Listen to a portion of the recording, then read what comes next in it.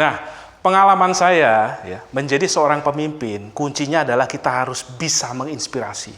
Itu kunci utama, gitu ya. Karena kalau cuma urusan administrasi, itu kerjaan manajer, ya. Karena leadership itu how and why.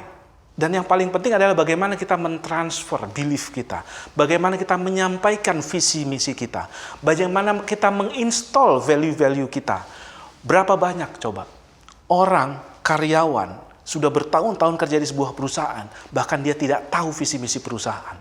Ya. Itu peran dari seorang leader, itu peran dari seorang pemimpin yang harus bisa menjadi api, yang harus bisa menjadi seorang sosok yang bisa membakar semangat, ya. Karena menjadi pemimpin itu bukan sekedar melakukan tugas sehari-hari.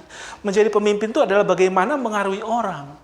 Itulah kenapa coaching skill, ya, cara kita untuk membimbing seseorang, membimbing karyawan kita, itu penting.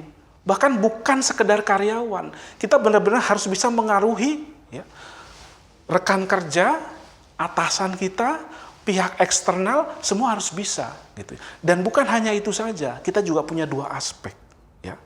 Coaching secara teknis, ya, bagaimana orang itu bisa mengerjakan,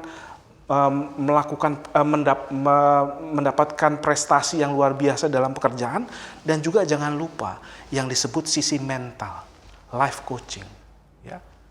Kita punya topik khusus tentang life coaching, tapi saya ingin cerita tentang suatu hal. Saya pernah diminta bantuan oleh sebuah perusahaan yang cukup besar di Indonesia. Bukan hanya Indonesia sebenarnya, di dunia.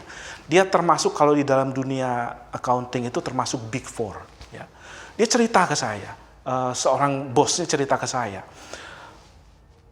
Perusahaan kami ini, katanya, turnover-nya sangat tinggi. Ya. Boleh dibilang kalau ada 100 orang masuk di bulan Januari tahun depan, ya, itu hanya tersisa 30% saja. Luar biasa. Kenapa? Pekerjaan. Ya. Benar-benar mereka di-drill, benar-benar mereka harus mengerjakan sesuai tenggat waktu. Satu orang harus report kepada banyak orang, gitu ya. Dan di dalam perusahaan itu tidak ada yang peduli dengan kondisi mental mereka. Sehingga apa? Banyak karyawan yang burn out. Mereka mengerjakan pekerjaan, ya, tugasnya banyak, ya, tanggung jawabnya banyak, mereka nggak tahu harus cerita ke siapa. Kalaupun mereka cerita mungkin ke temannya yang di luar perusahaan yang tidak tahu konteksnya, sehingga mendapatkan inputan-inputan yang justru malah tidak membantu masalah tersebut selesai. Akhirnya apa? Kita rancang sama-sama. Bagaimana kalau manajer-manajer yang ada di perusahaan tersebut dibekali sebuah konsep coaching as leader. Ya.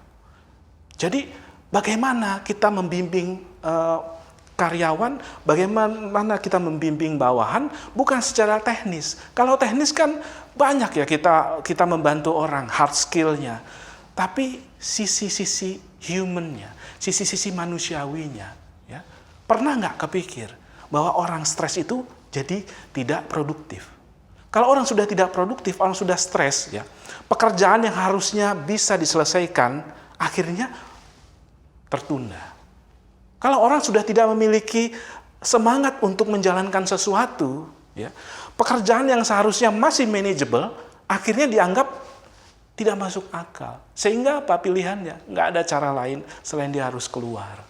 Sayang, ya, berapa kos yang harus dikeluarkan oleh perusahaan untuk merekrut orang baru, kemudian untuk mengajarkannya lagi, kemudian untuk membiasakannya lagi, untuk mentrainingnya lagi, itu kosnya sangat besar. Ya, itu bukan sembarangan. Makanya saya selalu mengatakan, being as a leader is being as a igniter. Bagaimana kita memercikan api orang untuk bekerja. Ya, kalau dalam konsep Maxwell, ya, salah seorang yang banyak membahas tentang konsep leadership, ya. Konsep tertinggi, puncak tertinggi, ya, seorang leader adalah menjadi pinnacle. Pinnacle itu apa? Orang melihat dia tidak peduli lagi prestasi seperti apa, tidak peduli lagi pekerjaan seberat apa, tapi kalau di bawah dia tidak ada yang tidak bisa diselesaikan. Itu prinsip.